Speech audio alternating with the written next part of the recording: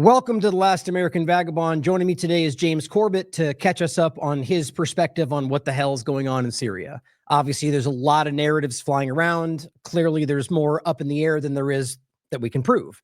So James is somebody who has been covering this for a very long time, very, very insightfully, he documents things more than anybody that I've talked to in the past. And so I wanted to bring him on to give us his perspective on what might have happened recently, but also kind of the background of the story and overlapping with some of the current conversations of today, drones and a lot of other things going on. James, it's always an honor to have you on the show. How are you, brother? I'm doing all right, Ryan. Thanks for having me on. And always. And as I said, I really do think your long-term coverage of this is very, the word, I guess, intricate is one of the words that jumped in my mind, but very detail-oriented, which I really appreciate from your work. So I know we got limited time today, so let's start with, generally speaking, the, I guess the not so civil war of Syria, and give us the breakdown on what that really was. Because I know average people tend to still regard it, even within the independent media, as a civil war. And I find that to be contrary to the truth. So give us the background. Yeah, I am very much on board with you on that. So if people want the sort of summary of this, I would suggest they check out my recent brief history of the war on Syria, in which I documented the 13 years of coverage that I've been doing on this, almost 14 years at this point. But long story short, we could go back to 2011, the early part of 2011, which was the part of that Arab Spring that, of course, started in Tunisia and was sweeping across the Arab world. And there were reports, as I pointed out, for example, in my recent podcast, the CFR and others were writing about, things are happening in Syria. And when they do, the Syrian government's going to crack down on this resistance. So they were setting the stage for this. And of course, inevitably, some Facebook users managed to cobble together some protests, ? I think there are big question marks around all of that, because even as the coverage of those events pointed out, Facebook is actually banned in Syria, but it's easily circumventable. And anyway, these spontaneous people protests resulted, at any rate, by the end of, I believe, the end of January of 2011, in deadly protests. And although it was framed at the time as, Assad went berserk and started killing people willy-nilly, even the actual reports that were coming out, even in the establishment media at the time, were noting, no, they were attacking police, burning down police headquarters and things like this in the city of Daraa. And that was, at any rate, the beginning of what has been called the civil war, but is clearly not a civil war. What we have seen is a foreign-backed, foreign-armed, foreign-trained terrorist insurrection in Syria. Caveat, as always, and I know that this doesn't need to be done, but I'll do it anyway. This is not to say that I think that the government in Syria was a wonderful thing, and the Assad family deserved to rule over Syria and all of that stuff. I think an excellent perspective on that comes from, for example, Eric Margolis, veteran war correspondent. He had a post that was reposted up on Ron Paul Institute recently on Death of Syria, where he talks about his experiences in Syria and what he went through there, witnessing some of the terrible things that the Syrian government has done in the past. And he frames that in its proper context. He writes, for example, what our heavily biased media in the US and Britain don't tell you is that the US has been trying to overthrow Syria's different regimes since the 1950s. And he cites even Miles Copeland, CIA agent based in Syria, in his book, The Game of Nations, which documents all of this. And he goes on to make the point, Syria's worst years were under an Alawite Air Force general, Hafez al-Assad, who seized power in a 1971 coup, and until his death in 2000, he misruled Syria with an iron hand, battling attempts by Islamists, communists, Nasserites, Baathists, CIA, Britain's MI6, France's DGSE, Saudi intelligence, Turkey, and Israel to unseat him. And Syria suffered 8 coups since 1946, and these efforts led to the brutal repressiveness of the Syrian regimes. I was in the city of Hamas shortly after its Islamists revolted against the Assad regime. Tens of thousands were killed there. Hafez Assad did America's bidding when he sent troops to Iraq in 1991. The U.S. long sent Arab captives to Syria to be tortured, particularly to link Iraq to non-existent nuclear weapons. And Hafez's oldest son, Basil, who was slated to replace Hafez after his death in 2000, killed himself in a car crash. In true mafia style, the Assad family forced the mild-mannered Bashar, a British-trained ophthalmologist, to become president. his brutal brother Mar became the real power behind the throne. So I think, yeah, Bashar al-Assad being this crazed, psychopathic lunatic, bombing his own people willy-nilly, etc., doesn't even begin to scratch the surface of the intricacies of Syrian politics and what was really going on there, etc., etc. But what this sincerely was not was a spontaneous people's uprising of just people, just the Syrian people making their democratic voices heard. That's total hogwash nonsense. Because when you start to look at it, it was a smorgasbord of players outside regional and global superpowers coming in to arm, train, fund, equip, and supply fighters for this civil war? No, this terrorist insurrection. So the main players at the table have always been the US, Israel, Turkey, Qatar, Saudi Arabia, and assorted NATO members and other has-beens and also rans as well. But those have been the main powers that have been licking their chops in various ways for various reasons to get into Syria. And we can get into that and start breaking down who the players at the table were and what their reasons are. But I think that's the way we have to understand what has just happened in Syria. And at the very bottom line of all of this is not good for the Syrian people. Right. Syria was at least a functioning state in which you did have these different factions, an Alawite minority, but you had Druze, you had Christians, Muslims, Shia and Sunni, and they all existed together in Syria, which had high literacy rates, good medical system, etc. It was not the failed state that it is now, the complete mayhem and chaos of a smoking battleground, which it has been turned into because of this foreign armed terrorist insurrection. Right. And as we now see, as we can get into in a moment, there's widespread evidence that is exactly, no longer the case, where you have religious minorities being persecuted all over this country right now. But so that's interesting. In a broad sense, I'm really, this is, again, like I said in the beginning, why I appreciate your work so much is the objective perspective around this, that clearly, from my perspective, any government, I'm never going to be the one going, that government's, but I think government's the problem, quite frankly. But the point being is that the claims about him, by and large, have been fabricated and lied. It doesn't make him a good entity necessarily. So, but in a broad sense, with what you laid out, which is perfectly stated right there, do you see Assad in this context as somebody who was necessarily, I guess, hated by the majority of the people of Syria? It's a broad question, but I think the reason I'm asking that is because I tend to think that he's not just lied about chemical attacks and everything else, but also broadly misrepresented whether or not he committed lots of crimes like plenty of governments. Like, where do you place him in that kind of spectrum? Look, I'm not going to pretend to be an expert on the intricacies of Syrian politics because I have never lived in Syria. So I will defer to Vanessa Beeley and Syrians and other people to give you that kind of perspective. But something that rings true to me is that Bashar al-Assad was the face of the government, but the real power behind the throne being his brother seems like it is the kind of setup we see in a lot of different places, where the person in front is the mild-mannered ophthalmologist who I do not believe for a second he was a crazed genocidal maniac who wanted to kill people. I think he genuinely believed what he was saying and what he was doing in Syria was for the best of the Syrian people.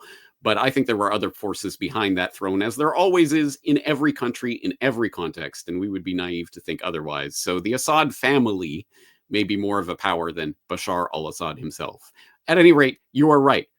The chemical weapons lies and all of the other lies that we have seen over the past decade, provable, demonstrable lie after provable, demonstrable lie, again and again and again and again, to make Assad in the new Hitler / the new Saddam, the new boogeyman of the week, was a ridiculous and propagandistic effort, but unfortunately worked on enough of the population for, I think, a lot of people to just go along with that narrative.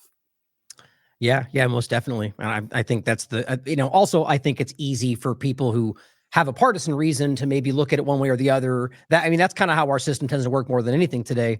But in general, I think that the main thing that comes to mind outside of, obviously there's 1,000 directions to go in around the background and that, and we had 17 hours, we could get into it. But so from that point forward, why, in your perspective, your research around this, why now? What do you think was the changing factor? Because you really did a great job outlining that in the work around this, that there was clearly this time frame that didn't, was it 13 years, and then it just on a dime, all of a sudden it just rapidly happened. So what do you think changed? One thing that's quite obvious that we could point to is that it was literally, what, hours after the ceasefire in Lebanon that suddenly Yeah. Syria just completely changes on a dime. So I think there has to be some relation between those events. And that makes sense because, as I say, one of the main powers and players at the table whose interest in all of this is just so absolutely blatant that I don't think anyone could even seriously deny it, is Israel Mm. obviously has a strategic interest in the collapse of the Assad government and in the destabilization of Syria. Again, this isn't theorizing. We don't have to go out on a limb on it. We have 1980, I want to say 83, at any rate, the 1980s Oded Yunon plan. We have the clean break document that was put together by the proto-neocons before neocons were even really a thing, but they were already working for then incoming Israeli prime minister in 1996, writing his clean break, a new strategy for protecting the realm document, which talked about the destabilization and containment of Israel's regional foes, including Syria.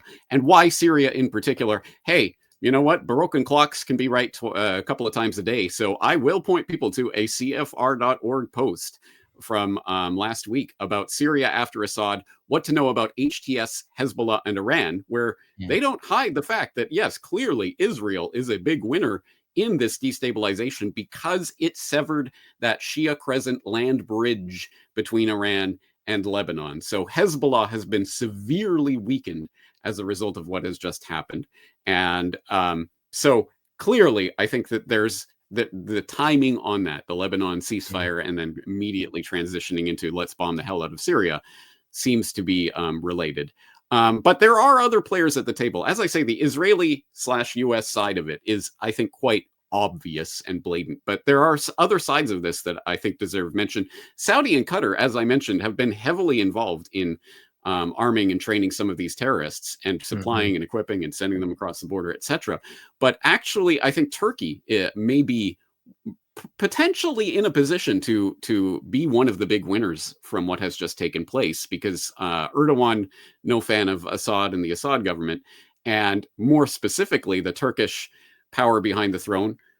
Who could that be? Well, you could get an idea of that, for example, from a recent article that was up on Global Research. Arab countries will work to prevent the Muslim Brotherhood from long-term rule in Syria. And it's an interview with Tarek Ajib, who notes, it is important to know at the beginning that the ideology and doctrine of Hayat Tahrir al-Sham, HTS, which are, of course, now the ruling clique, I guess, in Damascus, or seem to be, the HTS is very close to the ideology of the ruling Justice and Development Party in Turkey. And during the years of the crisis, Turkish intelligence was able to attract it, reformulate it, and adapt it, that is HTS, to serve it, as in to serve Turkish intelligence. And it seems that it has moved to the bosom of the Muslim Brotherhood.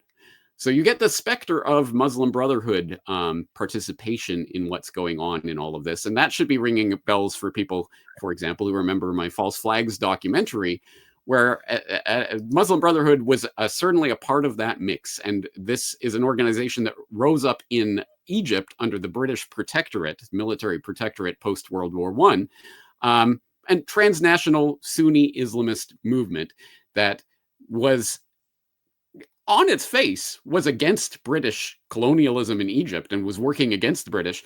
But the British used that didn't stop the British from using Muslim Brotherhood, even covertly funding them documentably in 1942 as a bulwark against the nationalists and the communists and pan-Arabists and Nasser and people like that. The enemy of my enemy is my friend. So where have we seen this before? Well, exactly what's been playing out in Syria. So there's a big playbook that they're working from here. And how does this play into what's likely to come next? How about this just coming from the cradle? U.S. officials say massive ISIS jailbreak possible if Turkish-backed offensive continues in North Syria. Because, yes, the Syrian Democratic Forces, the SDF, are the Kurdish militia, which the U.S. has been supporting in the oil-rich northeast Syria, so that they've had control over that since 2015. But now HTS has talked about we need to get rid of these Kurdish groups, and Turkey is going after the Kurdish groups. But the Kurdish militia control dozens of makeshift prison camps that hold tens of thousands of ISIS members and their families. So now that they're going after the Kurdish militias, well, they're gonna, obviously the ISIS guys are gonna get out, and then all hell breaks loose. And they've called this essentially a terrorist army in detention, according to a retired U.S. general who led CENTCOM from 2016 to 2019. So, oh my God, what Pandora's box are they about to open? But again, as we've seen time and time again throughout the entire war of terror, not just the last 20 years, but the last 100 years of the use, formulation, and sponsorship of radical Islamic terrorism, this always plays into the hands of the manipulators, who are the ones who foot the bill for this at the end of the day, and who can direct these terrorist boogeyman armies as chess pieces on the board. They can move them into a country to completely destabilize a government that they don't like. And then when that government gets destabilized, they can go, hey, look, the terrorist boogeyman is there. Now we need to go in after them, et cetera, et cetera. Unfortunately, you and probably your audience know how that game is played. I'm sitting here thinking about what you're highlighting, and I'm thinking to myself, maybe save for some remnants of the actual Syrian army that may still be there, which it doesn't seem that way. What parts of this dynamic are not funded by U.S. and Israel right now? Pretty sure it's everything happening in Syria right now. Am I correct? Literally every part of it.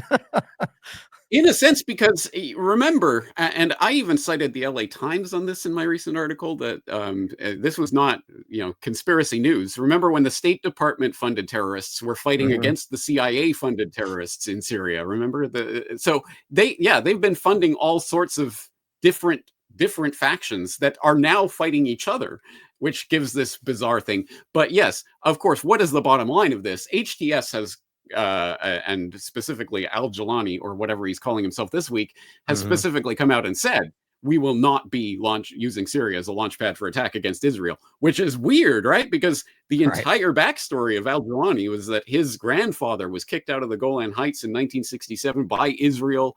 He was energized and radicalized by the Second Intifada in Palestine, and he was thinking, how can I fight for the oppressed, etc. That's why he went into Iraq, where he was then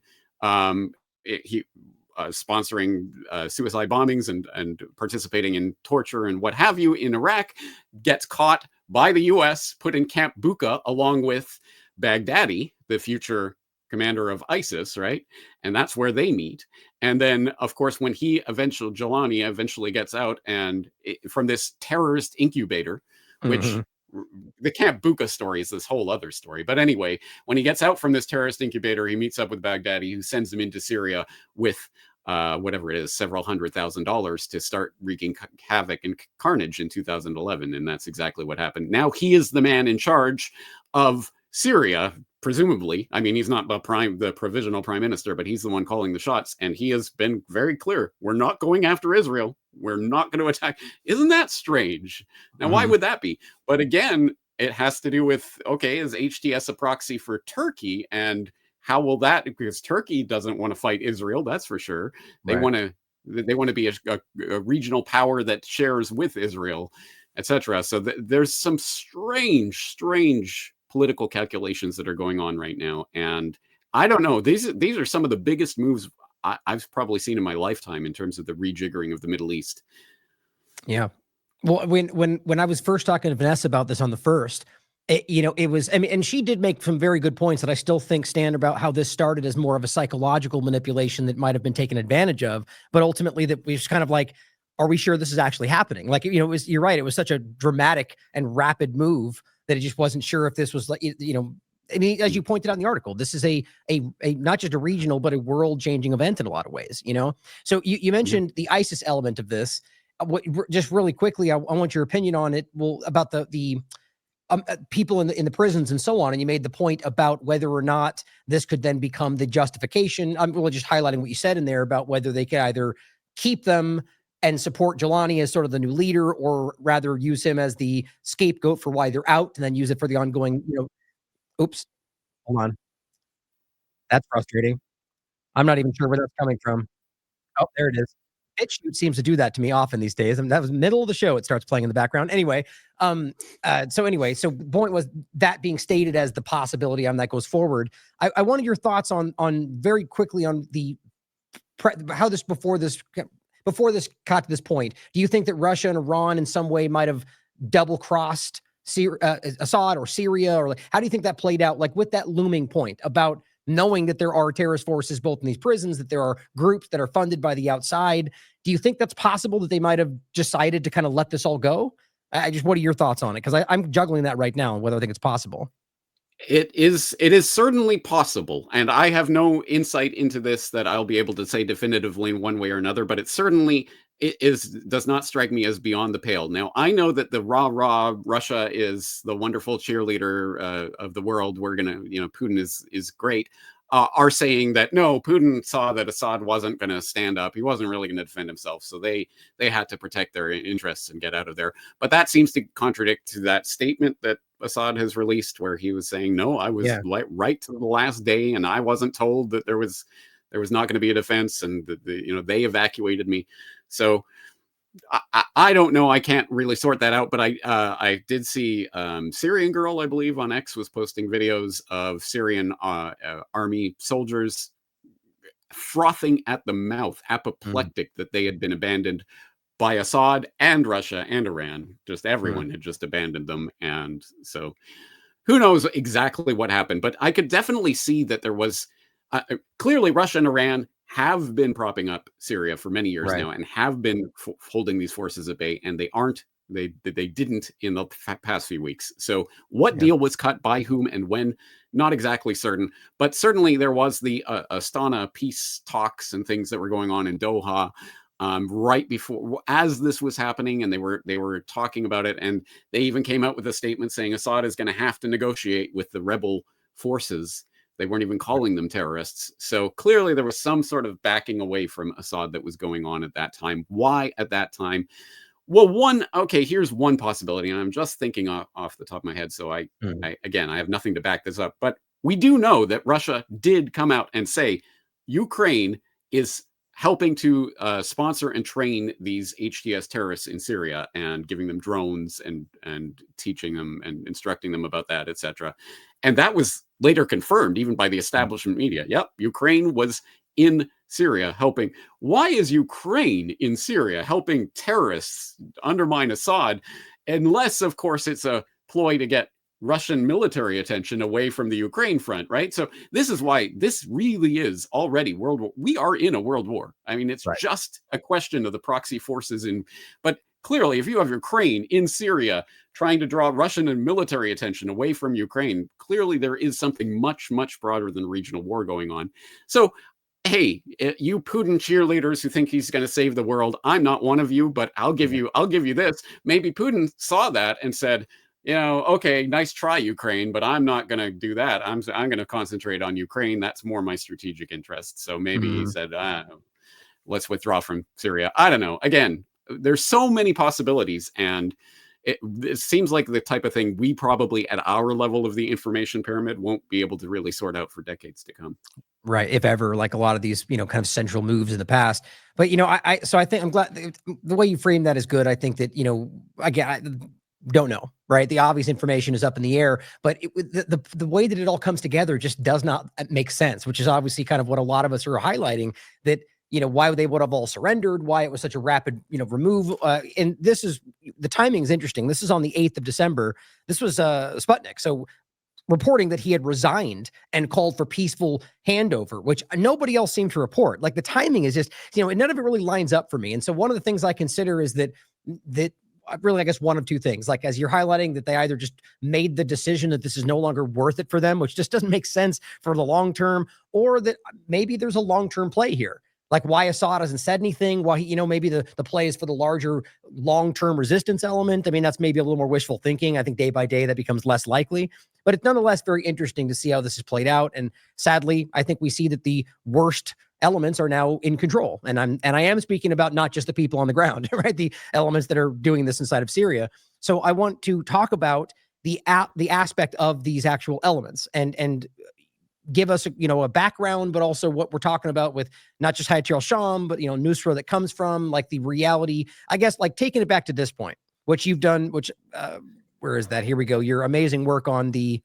history of Al-Qaeda, like the history of what this is, kind of as a rapid course from the origin point to where we are now for the average person for, what this really is. Because I think even to this moment, people are very confused about whether these are terrorists. He's in a suit now, so what is this group, and are the origin point to Al-Qaeda and ISIS? And would you argue US and Israel are ultimately behind all of this?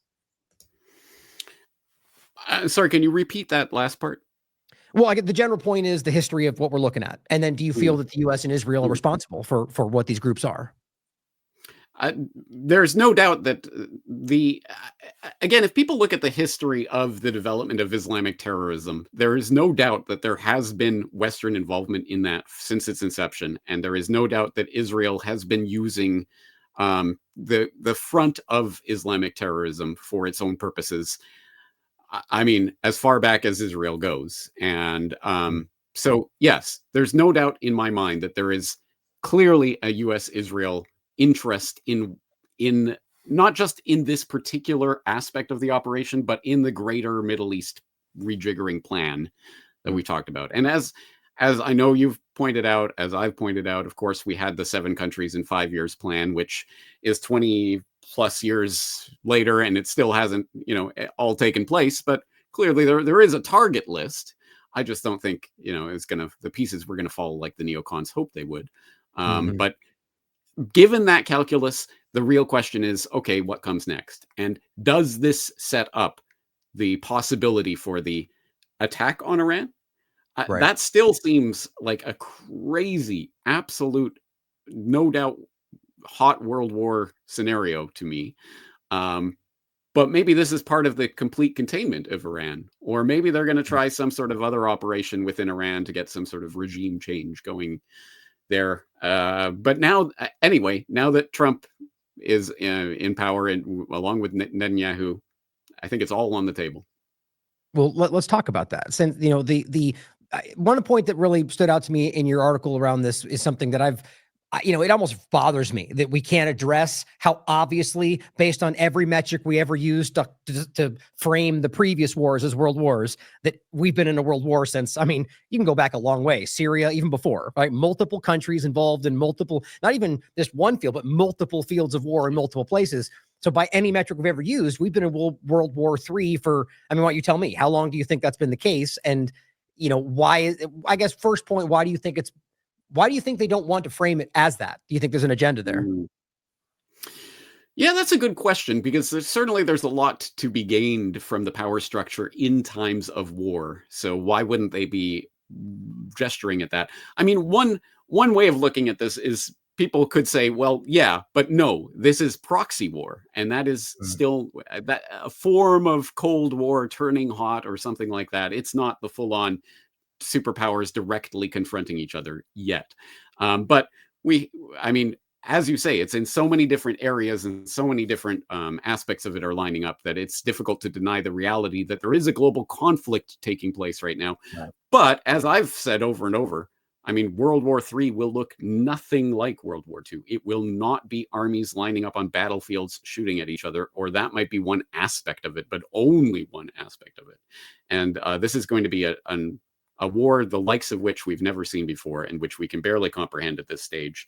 And so when I see, remember when China was going around dragging anchor, cutting all those cables to, was it Northern Europe, the internet cables, and now it turns out they were being directed by Russia to do so, at least according to the mainstream narrative, and things like this. Those are the types of things that, to me, are the sign of what, there's no doubt who the combatants are in World War III at this point. We know that the countries that are lined up against each other, and they're rubbing up in various different ways and permutations.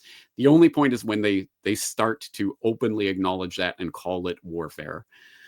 And when they do so, again, there will be many, many powers that will accrue to every power center in the world. Every government will get to claim that it's wartime. We get to do whatever we want, and we're doing it for your own good. So they will gain more power from it, which is why, to my mind, the most important thing that we need to be stressing right now, before all of this happens, before it takes place, is in fact, I've been talking about this in my bi-monthly appearance with Ernest Hancock on the Declare Your Independence radio show. He has this idea, you know what? If we see a mushroom cloud, anywhere, in any context, for any reason, whatever they say, whatever narrative they give you, dirty nuke or whatever it is, that is the sign. It's off. Whatever social contract you thought existed, gone, done. We do not comply. We do not. That is 100%. We turn the other way, and we do not comply or listen to anything the government says. Because right now, the calculus is when there is a huge, spectacular terror event or some horrible thing that happens, a 9/11 or whatever, that's a big shot on the arm. The police state benefits. They get more power. They get more intelligence. Military needs to amp up, etc. And we give them all this power and rally around the flag and rah, rah, rah. We need to have the exact opposite perspective. The second that they say it's warfare, guys, it's on. Oh, look at that. Oh, dirty nuke in New York. Oh my God, we need World War III now. That is the exact time we need to go as hard the other way as possible and say, nope, your whole reason for existence, government, is to protect us and to secure the social contract and whatever. And you have failed. And until we start holding them accountable for their failures, instead of giving them more power and more energy, and yes, please keep us safe, even though you've never managed to do that. Until we change that calculus, the calculus will always be on the side of the people who want war. We have to change that dynamic before the next war happens. Absolutely. Well said too. I mean, I think this is what we're all striving for, is to kind of tip that scale, because there's so many, I mean, I kind of think that's where it's going. It's why we're getting such aggressive kind of partisan pushback. But yeah, I think right now the Iran aspect is just clearly developing. I mean, I already saw Israel. I mean, they weren't even, I mean, they're still ongoing through Syria, currently bombing Damascus and other military installations, which are objectively crimes because there's nobody fighting back. But they're already, Netanyahu's already putting out statements, Iran, you free yourselves from the dictator. It's already happening, and so I see that building as we speak. So where do you see that going? I mean, we've got Vance and Trump already saying that's like, I think Trump already actually said that he's considering striking Iran to preempt the nuclear discussion, which always bubbles back up, even though the evidence continues to not be there and so on. So what do you think the next steps are in regard to Iran from Israel, Syria, and so on? Well, from my understanding, Trump is the peace president. So I think we're in for 4 years of sunshine, rainbows, and happiness. Oh, wait, no, reality just called. And the person who has praised Netanyahu at every step along the way, helped him with his campaign, his prime ministerial campaign there in Israel, has called him a great leader who actually moved the U.S. embassy to Jerusalem, did all of these things. You could not have done more to support Israel and what it is doing in the region. I wonder if they're gonna amp things up against Iran and other Israeli targets in the region over the course of the Trump presidency. All signs point to yes. So I am not holding my breath for the peace president to deliver us from what's going on over there. And I don't know what that will look like. I'm not going to make predictions because it could go a million different ways, but certainly the pressure on Iran is going to ramp up from here. And as I say, that might not necessarily be military confrontation. If it is, I can't see how that wouldn't be that hot, direct superpower confrontation, World War III. The second ever episode of the Corbett Report podcast was World War III starts in Iran. And I stand by that. If they went military guns blazing into Iran, I just don't see how that wouldn't eventuate into World War. Having said that, it doesn't have to be. I mean, there's all sorts of subterfuge and undermining and whatever. And, oh, look at that spontaneous, peaceful protest in Iran and now they're cracking down on it. And who knows, Syria 2.0. There's many ways that it could go. But unfortunately, I see very few ways that it could go peacefully from here. Yeah, I agree. Well, so we got about 10 minutes left, and I want to talk about drones a little bit before we end, to kind of overlap that with all we've discussed. But before we end this part of it, in the context of just Israel's objective here, and this is such an interesting conversation that really deserves a lot of time to talk about it. But Turkey and Israel and that weird dynamic that you touched on there, which I just don't even think I don't think anybody truly knows whether, it seems like Turkey is more in line with Israel than not, and it seems to contradict other things. But you have the division of Syria, right, where you've got the United States with their controlled, oil, wheat field dynamic. Then you've got Turkey that seems to want some kind of part of the northern area closer to them. And then Israel has its own little carved out area. The problem, though, is that they have a map that's quite different. the greater Israel dynamic, right? That seems to suggest that they want a lot more than what they're kind of parsing out for themselves. So I guess the point in general is, can you outline the greater Israel dynamic and whether you think that's playing a part here? And if so, how does that play out in your mind with their allies, if you will, wanting part of that? So for people who want the context of this and understanding, as I say, I've mentioned Oded, Yanon, and Clean Break. People can look at policy planning documents like that. I know there were U.S. Military college planners and others talking about the new Middle East back during the neocon era of the early 2000s. So there are several different ways that this has been envisioned and what constitutes the area of the greater Israel that they're going for. And I'm sure there are differing opinions on that. But at any rate, they're going for a greater Israel. And part of that is just actually literally expanding the borders of Israel, as we are starting to see, obviously, with the Golan Heights and what's going on there right now. Just saw this before we started talking. Report: Netanyahu orders IDF to occupy Syria's Mount Hermon until end of 2025. Until, right, some new deal is made, right? Well, holding my breath for that to happen. Anyway, so Israel is literally expanding its borders. But it also, an important part of that has always been the destabilization / containment of any potential foe in the region. And at this point, after Iraq, obviously, and Israel got its way with the getting rid of Hussein, and Iraq now having splintered into its factions, that again were being held under the admittedly brutally repressive thumb of Saddam Hussein. Again, no apologies for Hussein or his government, but at any rate, it was another situation of these vastly different populations that were squeezed together in this powder keg that has now exploded into the different Kurdish and Sunni and Shia factions in Iraq. And now it's a complete destabilized mess. Is it even really a functional country? Well, to the extent that it is, it's certainly no threat to Israel at this point. Right. And that, I think, is the vision for Iran. And at the very least, breaking that Shia crescent has been an incredibly important part of that. Breaking the land bridge to Hezbollah in Lebanon has been an incredibly important part of destabilizing and containing any would-be opposition to this greater Israel idea. So it's happening. It's on. This is it. This is the reshaping of the Middle East. And, maybe we think of Syria and Iraq and Iran as these entities that have just always existed. This is the way it is. No, these lines were drawn on maps after World War I. There's the Sykes-Picot and all of this carving up of the Middle East that happened and pushing all of these populations into these arbitrary, sometimes, borders that didn't always reflect reality. And maybe this is reality coming home to roost, but in the worst possible way. It's being used. All of these powder kegs are being deliberately lit and set off so that they can basically fall apart and fall into sectarian violence and people warring over the ashes of countries that maybe don't even exist. Does Syria even exist as a country at this point? Right. I guess we'll find out what happens from here. But to the extent that it does, it will be some, again, hammered, cobbled together coalition of probably some incredibly brutal and repressive regime. And we're going to see, once again, certainly who's at the bottom of this and who's going to end up paying for it is the Syrian people. Right. And then, as always, even if that's not the design now, months down the line, they can then use that destabilize, even as you said before, the very elements they funded into reality, they could use that to begin the next agenda, to reoccupy whatever else. Let me just underline that, because that's such an important part. All of this, it's completely and totally narrative.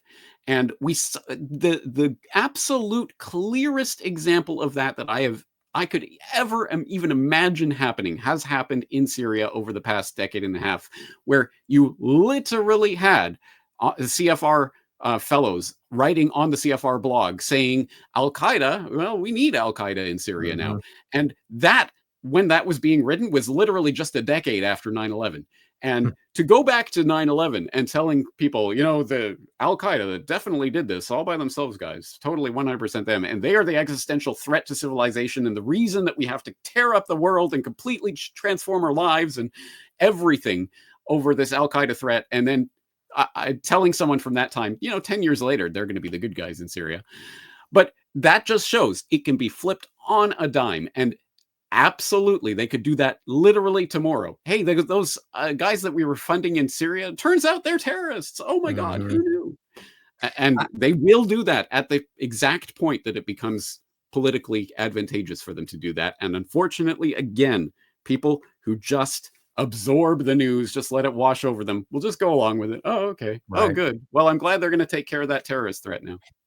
I mean, I've said this so many times over the years that, the boogeyman of yesterday is or rather the ally of yesterday is the boogeyman of today. It's, Osama bin Laden or Saddam Hussein. They're allies before they become, or even the Kurds. Who knows what that'll happen tomorrow? Clearly that's the cycle. But before we end with a couple thoughts on the drones, I think it's interesting about the World War III point that we mentioned. The idea being, in my mind, that it's only because it's not advantageous yet.